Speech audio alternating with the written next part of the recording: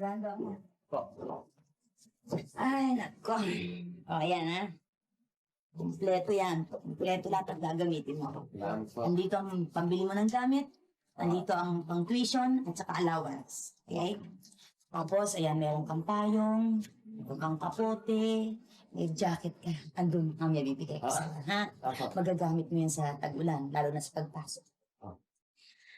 Ay, nako. Huling semestre mo na ngayon. Malapit ka nang tumanggap ng diploma, anak. Ay, tignan mo nga naman. Oo nga po eh. Bukas po, magre-review ako. Then, pagkatapos ng review, board exam na ho. Salamat, anak.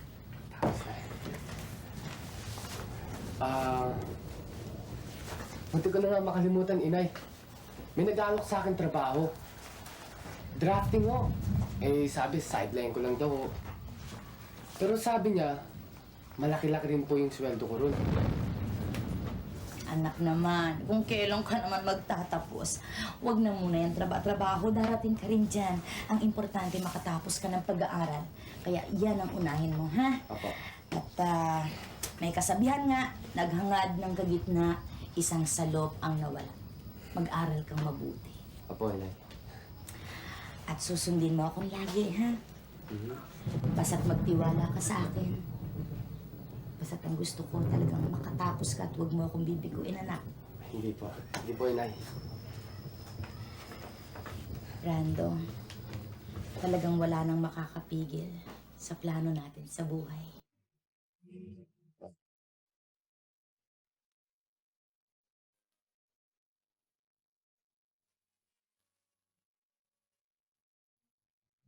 Uy, pare, bagong kotse to ah. Sa'yo ba to? Naglilihim ka sa amin, may bagong kotse ka na pala eh. Hindi sa akin yan. Hindi. O sige pare, mauna na kami sa'yo, may gagawin pa kami. Ha? Sige, pare. Bukas, Sige. ha? Bukas.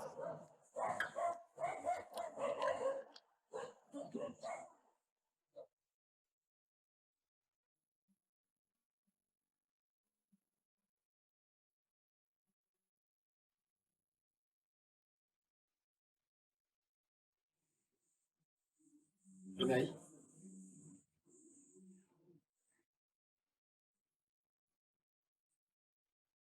Rebecca, siya ba? Oo, si Brando. Bakit to, inay? Brando, siya si Mr. Robert Toledo. Ang iyong ama.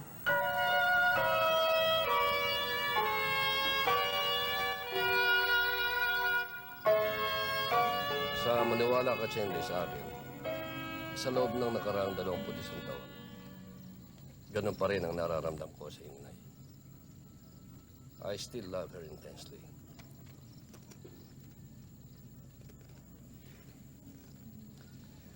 Ngayon, kung ayaw mong maniwala sa akin, bahala ka. Pero sinasabi ko sa iyo, I am sincere, tapat ako. One thing I hate is a liar. Kaya nga, Brando, gusto ko pa rin balikan ang iyong inay.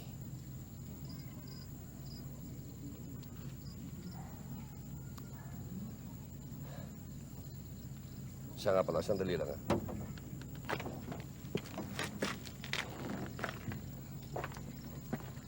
Oh. Allowance mo for this month.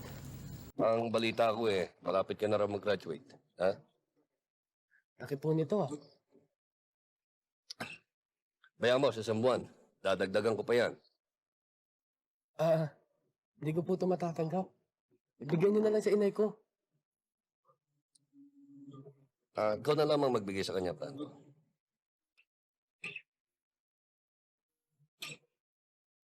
Isinaolyo ko na ito kagabi sa kanya. Pero pinagpilitan pa rin niya sa akin. Biglang uminit ang ulo niya. Yung sinoli ko ito sa umpisa. Nakainom na siya kasi kagabi. Kaya ako sa inyo, inay, ibigay niyo na lang ito ulit. Sige, sige, kumain ka na. Susoli ko to, kung darating pa siya. Sige na. Babalikan ka niya, inay. Inay? Ano ba talagang nangyayari? Ano ba talagang kwento? Sino-sino ba yung mga kontrabidang sinasabi niya sa akin kagabi? Sila raw ang dahilan kung bakit hindi ka raw nagkatuluyan. Sino nga ba sila? Eh, di yung mga matatanda niya, yung mga magulang ko, yung mga kaibigan niyang matatalik, yung mga taong nagpapatakbo ng buhay niya, at yung mga chismoso at chismosa. Dahil mababa ang kalagayan ni Noon Inay. At sila? Sino ba sila? Ano ba sila? Ano ba yung sinasabi sa malalim na pananalita na nakahiga ka raw sa salapi? The rich boy and the poor girl. Inay, ang paniniwalang ang isang mahirap ay hindi pwedeng umibig sa isang mayaman ay malaking kalokohan. Nangyayari pa ba ang ganun, Inay? Ha? Eh, teka muna nga. Eh, bakit ba galit na galit ka? Kanino ka ba nagagalit? Sa aking ama, Inay. Kung pinanagutan ka na noon, isang buong pamilya ngayon tayo eh. Kagabi, sabi niya sa akin, mahal ka pa raw niya. Sinong kalokohin niya? After 21 years, Inay, ngayon siya magpapakita sa atin. Meron na siya 3 anak na babae, 3 anak na lalaki. May mayamang asawa, may business empire. Tapos sasabihin ng mahal na mahal ka niya. Huwag nila tayo makuhin, Inay. Mahal ka raw na, Inay. Rebecca, kailangan kita. At kailangan ninyo ito ng ating ama. Alam ko na malayo ang damdamin sa akin ni Brando. Bakit hindi ko siya masisisi? Dahil nang magkangala yung batang yan, eh, wala ako sa kanyang tabi. Pero maasa pa rin ako na pagdating ng araw, mapapalapit ang kanyang loob sa akin. Rebecca, matagal na ako nagplano. Gagawin mo akong kabit. Rebecca, Wala nang ibang maitatawag sa relasyong gusto mo, Robert. At kahit na hindi malalaman ng misis mo ang tungkol sa aming mag-ina, at kahit wala pa siyang malalaman tungkol sa relasyon natin ng aming mag-ina, ganun pa rin yan. Kabit pa rin ako. pero Rebecca, nagmamahalan tayo, hindi ba? Ganun din yan. Kabit, querida, number 2. Rebecca, meron akong nakita ng isang bahay sa Novaliches. Alam mo, tama-tama sa ating tatlo. Malaking garden, pwede kang magtanim ng roses, orchids, lahat ng halaman magustuhan mo. Hindi ba nung araw yun ang sabi mo sa akin, ang gusto mo ay isang malaking garden? Nakakita ko para sa iyo. Robert, kahit itago mo ako sa Novaliches, kahit na nakatira ang misis mo at mga anak mo sa Parañaque, mapupuntahan pa rin nila ako. Masusundan pa rin nila ako. Pwede pa rin nila akong guluhin, sugurin. Magtayo ka ng restaurant sa kabayanan ng Novaliches. Nang sa ganun, hindi ka nainip sa bahay. At kay Brando naman, yan rin ang plano ko sa kanya. At alam mo, matutuwa ang anak natin. Maihahanap ko siya ng isang magandang pwesto. Meron akong mga kaibigan na naghahanap ng isang engineer. Doon may papasok siya. At, Rebecca, nangangako ko sa iyo. Liligaya tayo. Ano pa ba ang gusto mong gawin ko? Umalis ka na. Huli na ang lahat. At tama ang sinabi ng anak ko. Kahit wala ka, mabubuhay kami. Bumalik ka na sa misis mo at mga anak mo. At huwag mo na kaming gagambalain pa. Sapagkat ayokong maging kabit ng ama ng aking anak.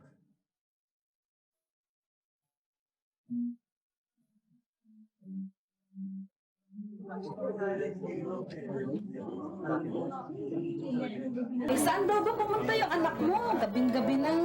Ewan ko naman sa batang yan, oh. Dapat yan hindi na umalis, eh. Tingnan mo, ang dami-dami ng bisita. Ay, nakalimutan niya ang birthday niya ngayon. At naghanda tayo ng ganito.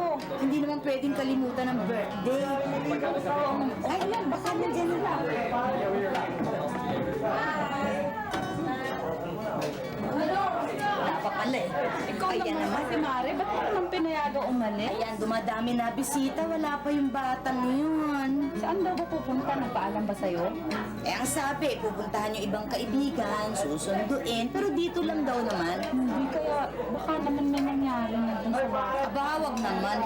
Hindi.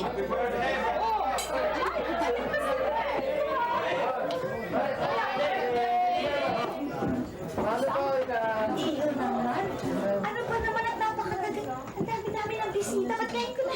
Inay, pabayaan mo muna ako mag-explain. Pasensya na po kayo, Mrs. Sarmiento, kasi po, nagpasundo pa ho kay Brando. Eh, ang layo-layo ng bahay namin. Kaya pasensya na kayo. Ganun ba? Opo. Eh baka naman nagugutom ng mga bata. Hindi ka na pakain-kainin at Opo. Ha? Wala na kayo. O dito, may mga pagkain pa rito. O. Iya. Thank you po. Alam niyo ho, ang ganda-ganda ng house niyo. Country na country talaga ang dating. Ibang ambience dito. I like it here. At ito, Iha. Kumain ka ng kumain at luto ko yan. Mukhang masasarap po talagang ginanda niyo ngayon. Nako, masisira ang diet ko ngayong gabi. Alam mo naman si Brando, mahilig kumain yung batang yan. Kaya, ayan, kahit na papaano. Ang sarap talaga. Nako, talaga, sira ang diet ko ngayong gabi. Nako, I must get the recipe. Please, Mrs. Sarmiento. And I wish my mom's like you. Naku, ito namang batang ito. Eh baka umabot na yung tangos ng ilong ko sa kisame namin. Kumain ka ng kumain. Opo, opo. Sarap eh. Ano nga palang pangalan mo? Ah, Pauline Ugarte po. Honestly speaking, you're an excellent cook. Marvelous. Talaga. Talagang wala akong masabi. Taas ang kamay ko. Sige ba, pupunta na ako.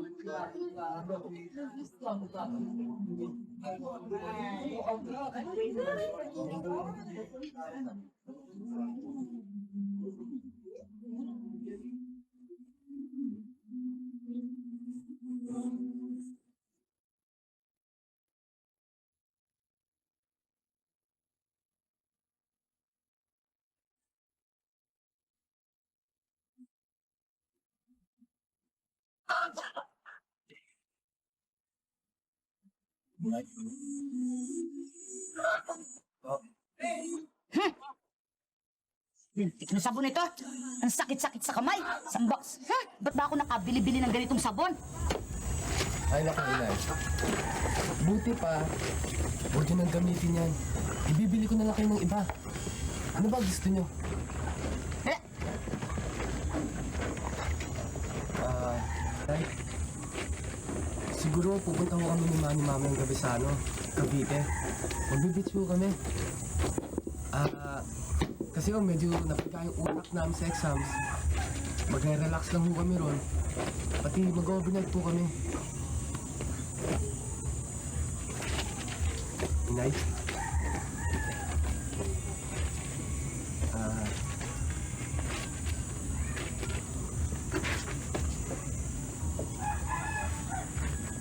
pinagkakausap.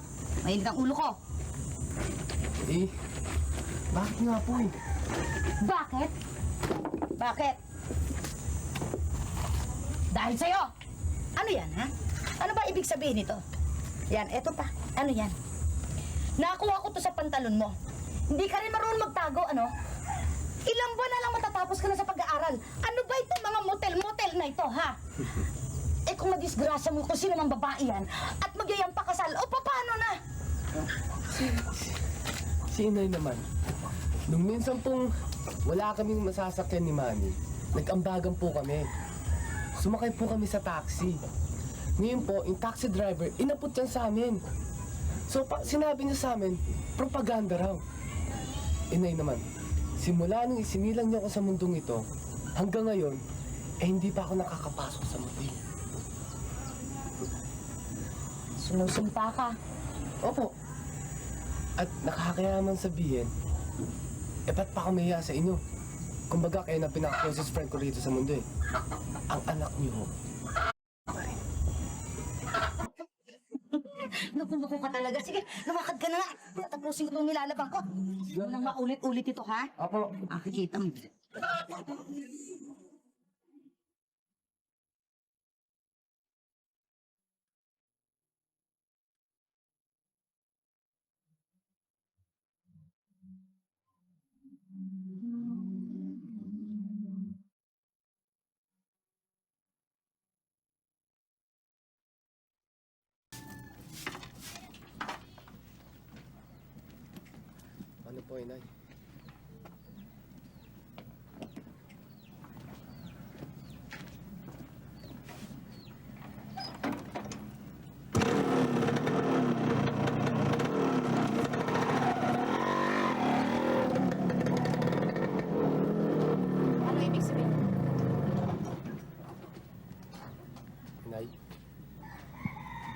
Hagdanan na po kami. Magpapakasal na po kami, Mami. Buntis mo si Pauline.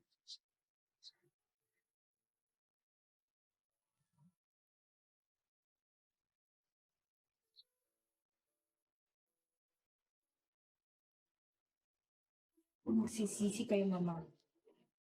Tama na sabi eh. Huwag kang mananakot, ha? Hindi ako nananakot, Mama. All I'm saying is, pag di ka pumayag, pag pinaghiwalay mo kami ni Brando, ako.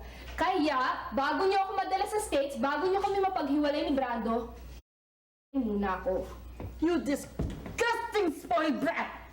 Alam mo ba kung nabubuhay ang iyong papa? Durog ka na sa oras na ito! Bakit ka ba ganyan, ha, Pauline? I'm only thinking of your future! Ano ba? Gusto niyo bang magsisi, Mama? Ha? Saan ba ako nagkulang sa pagpapalaki sa'yo? Mahal ko si Brando. Nagmamahalan kaming dalawa. I want my baby as much as I want the father of my baby. Now, I don't want to hear anything about from anybody. Magpapakasal kami ni Brando. Go ahead! Go ahead! Gawin mo na kung anong gusto mong gawin! But for Christ's sake, will you please shut your mouth?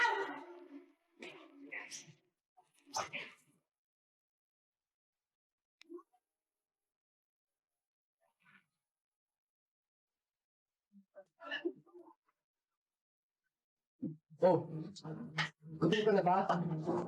Sandali na lang to. Maluluto na rin to.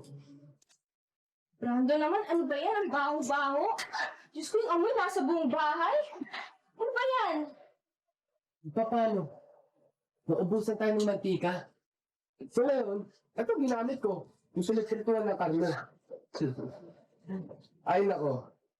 Sa bagay, sabi ng mga matatanda, yung mga naglilihiraw, napaka-sensitive ang pang-amoy. Ewan ko sa'yo. Basta ang alam ko, umpisa pa lang, pagpasok ko pa lang sa bahay na to, baho na agad sumalubong sa akin. Gosh, Brando, lalo na yung mga baboy dyan sa likuran, they stink! Ay nako, Pauline. Kinuusap ko na dyan si Manny. Sabi niya, papatayin na raw niya yung mga baboy. Next month. So, huwag ka na mag-alala dyan. Pasensya ka na lang. Wala ka sa exclusive subdivision eh. Brando, you don't have to be in an exclusive subdivision para magkaroon ng toilet, ng bathroom na matino. Hindi ka pa ata pinapanganak, hindi na nagpa-flush ang toilet na yan eh. I'm sorry. I'm very, very sorry. Okay, Pauline. As soon as possible, papagawa ko ng banyo niyan, okay?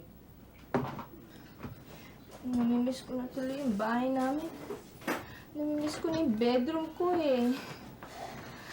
Brando, I'm not complaining. Pero, as much as possible nga, tinitiis ko to para sa'yo, pero... Tama na, Pauline. Baka mamaya makakasama pa yun sa baby natin ginagawa mo yan eh. Naintindihan kita, Pauline. Naintindihan kita.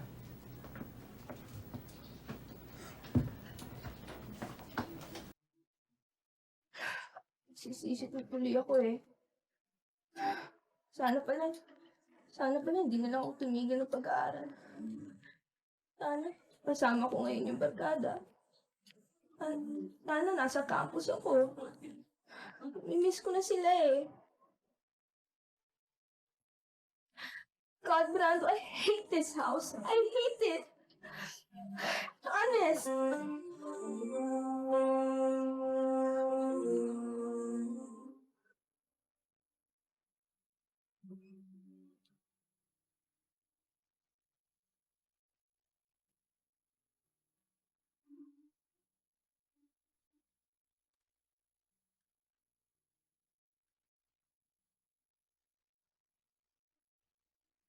Pasensya na kayo, Mami. Eh, wala naman talaga kasi akong alam sa mga ganyan eh. Kaya nga, dapat pinag-aaralan mo na lahat ng mga gawaing bahay. Eh, paano yan kung magsasarili na kayo ni Brando? Eh, di kukuha ko ng katulong. Tataka nga ako sa bahay na to eh. Walang katulong. Nasanay na kami ni Brando na wala kaming inaasahan dito. Corny. Impractical. How inconvenient. Sanayan lang naman yan eh. Sanay na kaming mag-ina. Eh, nung magagawa ko, nung nagkaisip ako, mayaya na ako. May cook, may labandera, planchadora, gardener, may tagalinis ng toilet at bathroom. Don't blame me. Huwag niyo akong sumbatan sa mga bagay na ganyan. Eh, ba't ka nagtitiis dito?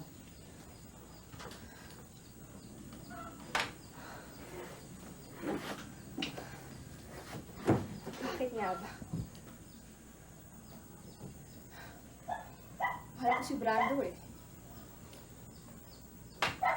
Kung talagang mahal mo ang anak ko, titiisin mo lahat ang dumarating sa buhay mo ngayon bilang asawa ni Brando. At kung hindi ka naman makatiis, aba eh, Pinaalis mo ko.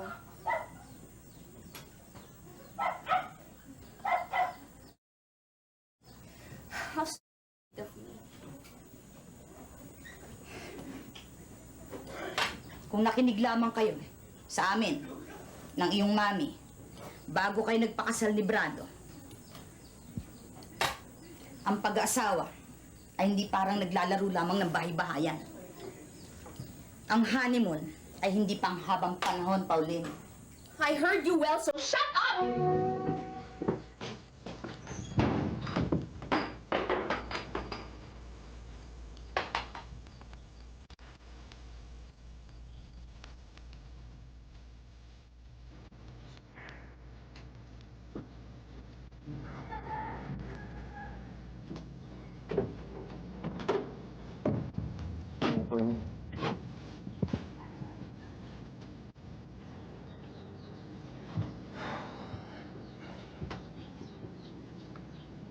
Nay? Aalis na po kami ni Pauline.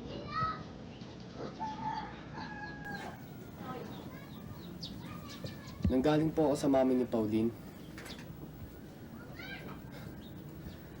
Nakapag-usap na po kami.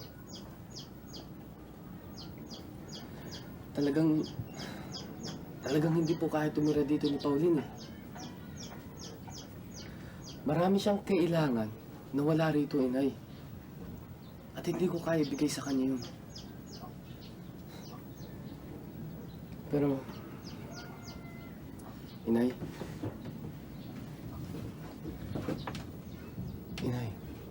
pupunta ako rito ng madalas. Pag nasabik ako sa luto niyo, inay, nandito ka agad ako.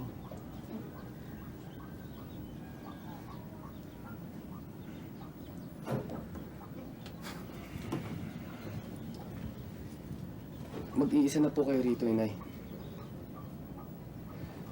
Pero hindi ko maiiwanan si Pauline. Mahal ko siya, inay.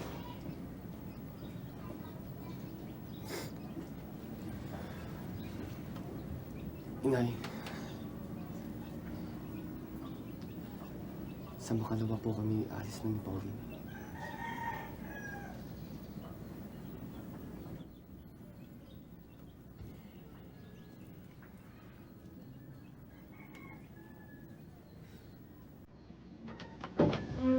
Inay.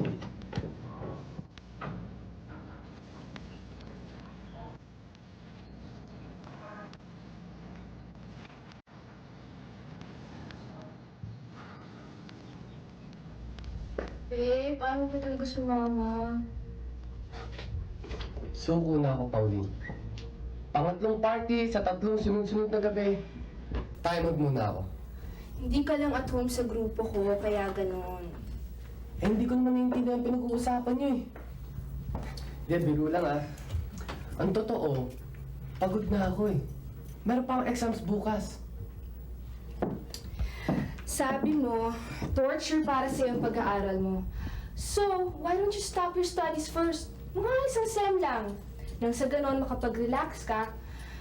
Nang sa ganon, you have a change of atmosphere. Sige, Nasisira ka na ba? Parang lagi tayo magkasama, please. Okay. Alam mo ba, pag ako nasa bahay na to, mas lalo ako natutorture eh. Manonood ng TV, kakain, matutulog, party rito, party doon.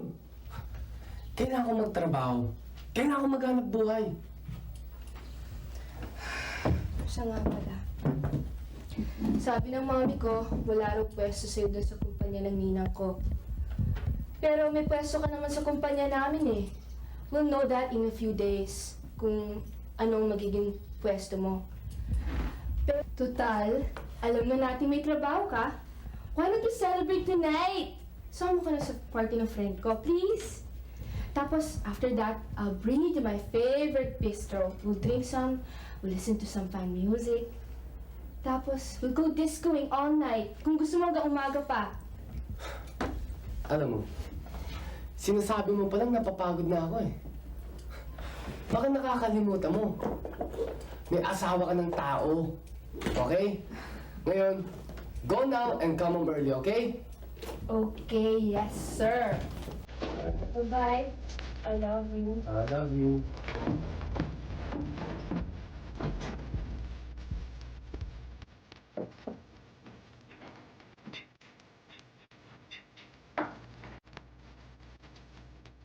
Inay, ano po? Kaswerte ko talaga. Ang paborito ko. Inay, pakain ha. Nagluluto po sila ng sinigang sa bahay. Pero hindi kayang pantayan ng amin ko kung sinigang nyo. Ano pa talaga sekreto nyo sa pampaasim, ha, Inay? Si Pauline nga pala. Inay, malaki ng tiyan niya. At naglilihi pa. Ay, nako. Ang pinagtataka ko lang, Inay, kung bakit hindi siya nahihilig sa maasim. Ang gustong-gusto niya, yung yelo. Doon siya naglilihi. Ewan ko na lang po kung ano magiging tsura ng apo niyo.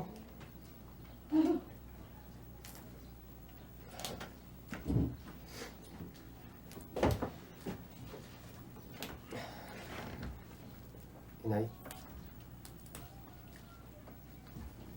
tumigil na po sa pag-aaral.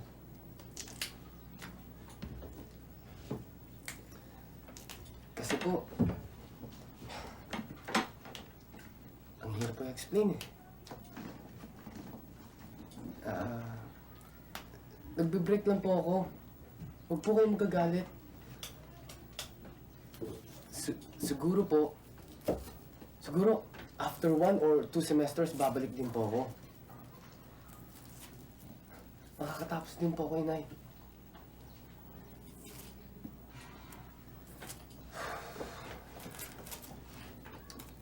Nahilig na po ako sa pagtatrabaho, Inay. May trabaho na po ako sa kumpanya ng biyanang ko. Mababa lang ang pwesto ko ron. Pero po maganda po yung sweldo. At malaki po yung chance ko para ma-promote.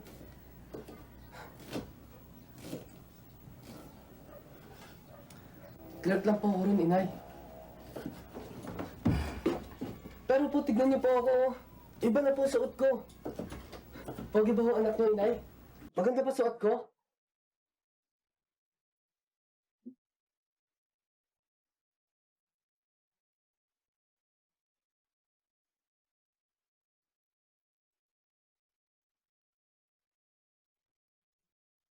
Inay? Bakit siya makipag-usap pa ako?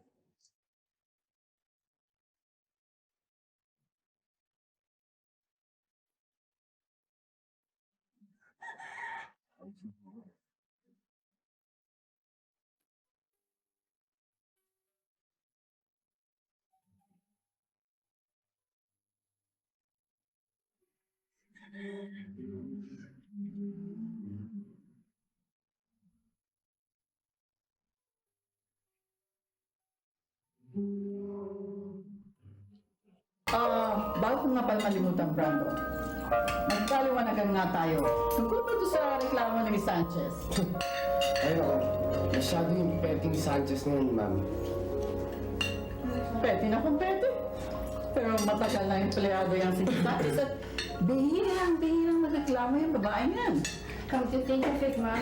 Doon na naging old maid si Tita Chad. Ay nako, imposibleng tao yan. Wala siyang nakikita kabutihan. Puro maliliit at puro lang kwenta kapintasan ng yung mga pintasan sa tao. Puro ganun ang ugali niya eh. Okay. Maliit na kung maliit. Pero siguro, dapat naman binitawan mo yung ginagawa mong trabaho sa clerk na utosan ka ni Chari. Ano ba naman yun? Mag-messenger ka pa minsan-minsan sa kupa niya. Ay nako, mami. Sa akin, pwedeng-pwede yun. Maliit lang ang empleyado. Pero hindi nangangulugan na pwede nila akong laitin na parang hayop. Parang kuto. I mean, yung mga personal problems niya, sa pag-ibig, sa kawalan ng boyfriend, huwag kang ibubuntun sa amin yun. Sa maliliit namin, katulad namin. Ako, pwede niya akong i-demote o ibaba ang pwesto ko. Pero tratuhin lang niya ako na parang tao. Ayos lang sa akin yun. Pwes, bukas na bukas din. Gagawin kitang janitor. Ma! Let's stop this out. Stop kidding. Huwag ka makailan dito buntis, ha? Yan ang asawa mo. Pagsabihan mo yan, ha? Aba ko mga tuwira na ngayon, eh, para kung sino napakatalinong tao sa ibabaw ng mundo. Sampid na ito. Oh, tingnan mo ang asa niya, maganda mong asawa. Magaling mong asawa niyan. Tingnan mo! Brando, ma! Tingalikuran pa ako! Stop this out, please!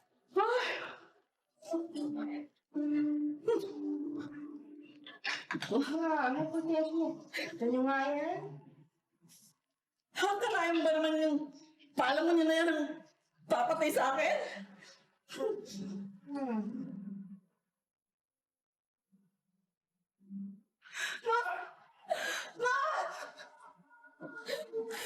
Lita? Bakit mo ako? Sinyara! Sinyara! Lita ko na! Dali! Ang kotse! Dali! Ano? Kukunin mo ba? Eh, hindi ko nga alam kung saan paggagamitan ito eh. Kumare naman sinabi ng investment eh. Tago mo sa bangko. Pag natagalan yan, hindi lang doble, triple pa ang kikitain yan. O kaya naman, bigay mo na lang sa anak mo at sa manugang mo. O di kaya, ipamana mo sa apo mo. Hindi ba? Ikaw naman, kumare. Kung ano mga kalokohan pinagsasasabi mo. Uy, Brando, ikaw pala. Halika. O, kumusta ka na? Kumusta na misis mo? Manganganak na raw ba? Oh, bakit? May sakit ka ba? Ano pa nangyayari sa'yo? Rebecca, tingnan mo anak mo ah. Pwes, nagkamali siya ng lalapitan. Ang mabuti pa, umalis ka na. Dali mo na yung mga gamit mo. Benta mo na lang sa iba. O kaya kay Mrs. Castañeda, mahilig yun. At bumalik ka na lang bukas. Pabayaran ko ibang kinuha ko. Mag-usap nga kayong mag-ina. Abay, sobra na to nangyayaring to ah. Puro kayo pride. Eh, wala namang patutunguhan tong ginagawa nyo eh. Pabayaan mo kami, Julie. Rebecca, anak mo si Brando. At ikaw Rebecca ang nanay niya. Eh, kahit naman baliktarin niyo ang mundo ng 100 beses, hindi magbabago ang katotohanan mag-ina kayo. At kailangan niyo magkaintindihan. Kailangan niyo magkasundo. Huwag kang makialam. Inay? Bakit ayaw niyo po akong kausapin? Meron pa ba tayong dapat pag-usapan? Kailangan ko kayo, Inay. Kailan pa? Nang suwayin mo ako. Nang pakasalan mo ang babaeng yon. Nang umalis ka dito at tumira ka sa palasyong yon. Baliwala na ako. Hindi mo na ako kailangan. Inay, talaga ba ganun kalaking kasalanan ko sa inyo? Oo. Kaya't umalis ka na. Wala ka nang kailangan dito. Rebecca, ano ba nangyayari sa'yo? Eh, kailangan ka na anak mo. Inay, bakit napakakitid ang isip nyo? Bakit Bakit? sinaktan mo ako? Masakit!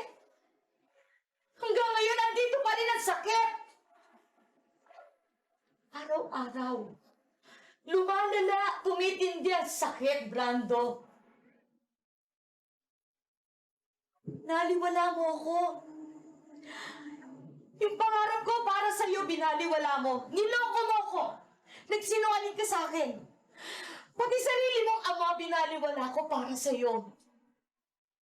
Ipinagpalit mo. Nagpalit mo ako sa babaeng yon. Kahit wala tayong dapat pag-usapan. Niloko mo ako. Dinaya mo ako, Brando. Paano naman ako? Paano naman ako, ha? May pangarap din ako, inay! Pangarap ko rin maging hiwalay na tao sa anong mga magulang. Kailangan ko... May pangarap din ako magkaroon ng sarili-sarili. Inay, hindi habang buhay aasa ako sa inyo! Bakit ganun? Ha, inay? Bakit? Puro pangarap ang iniisip niyo eh! Puro pangarap niyo eh! Inay, isa ka ng sakin! Anong sakit? Sino ang sakim? Ako? Sakim? Sino ang sakim, Brando? Kailanman ay wala akong inisip. Wala akong inisip na pansarili kong pangarap. Kundi ang iniisip ko ay ang pangarap para sa'yo. Isinumpa ko sa sarili. Napakakawalan lamang kita. Magsigurado na ako sa iyong kinabukasan. Yun ba ang sakin? Yun ba ang sakin, Brando?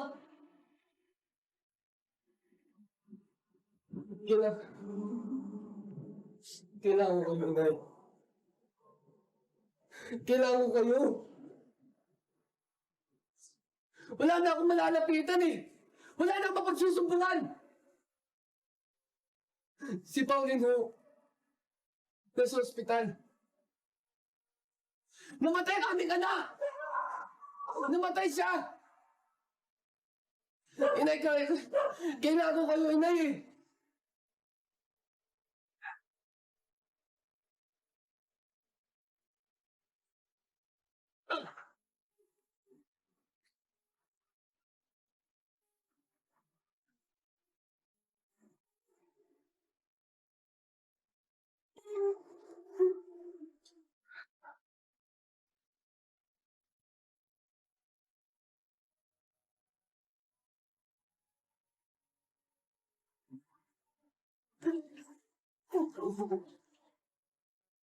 Kailangan ko kayo.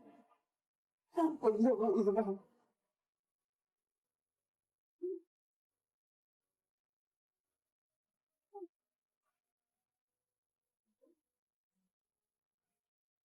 Kailan mo para kumalas? In 2 weeks time, Brando. Bago matapos ang summer. Tama-tama pagdating ko sa New Jersey, umpisa na ng pasukan. Sana makahabol ako. Kukuha ako ng ibang kurso. I must forget being a medtech. Hindi ko talaga kaya yun eh. I'll take up something I like very much. And I promise you, Brando, I'll finish my studies. I must finish it. I must finish it, Brando.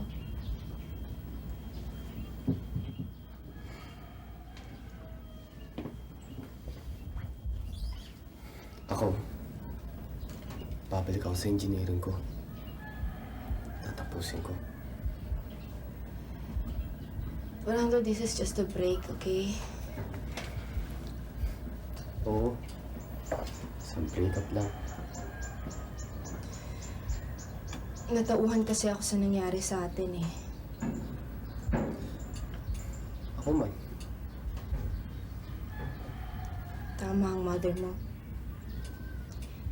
Hindi paglalaro ng bahay-bahay itong pinasukan natin. Pagdating ko sa New Jersey, mag-iisip ako.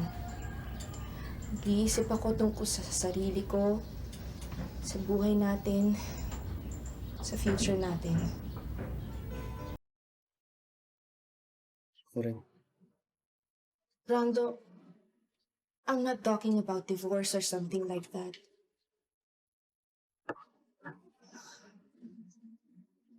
No, not yet. Susulat ka. Magsusulat ang ba tayong dalawa? Oh. Wala na.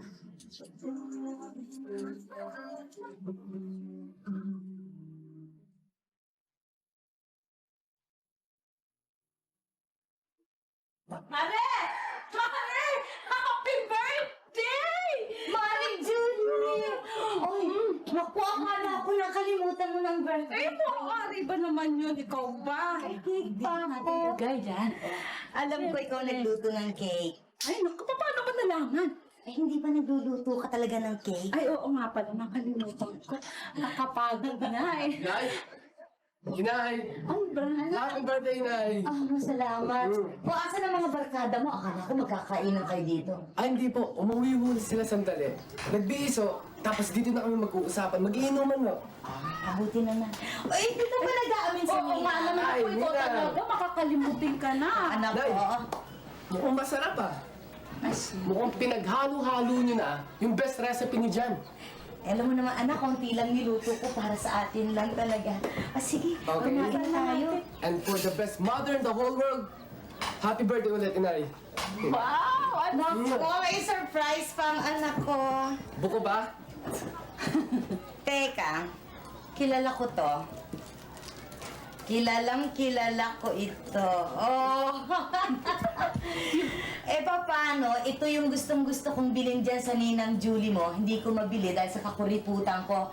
Pero mas maganda siya pag niririgalo pala. Salamat, anak. Wala po yun. Ay, siya nga pala, bago ko makalimutan, may sulat ka galing kay Pauline. Ha? Padala ng biyanan mo. Ba? Halika na tayo. O sige, Mari, umpisahan mo na kumain. Tawag na tayo mag-antay ng bisita. Teka, anak ha, ito. Ikukuha kita. Inay, kinakamusta po kayo ni Pauline. At ang sabi niya, happy birthday daw po. Siyempre naman, ang sabi naman niya sa akin, mag-aral daw po ako mabuti. At saka, huwag akong magbabarkada. Mabuti naman. Halika na, anak. Kain na, kain na. Brando. At mamaya magdadating na yung mga tao. Sige. Naku, sarap Kaya, nito, Mari, Mari. ito. Kumuha ka. Patikim nga niyan, yung gusto ko Ito, yung ito. paborito ko yan. Yan. Oo, sarap. Inay, Bakit, Brando, anak?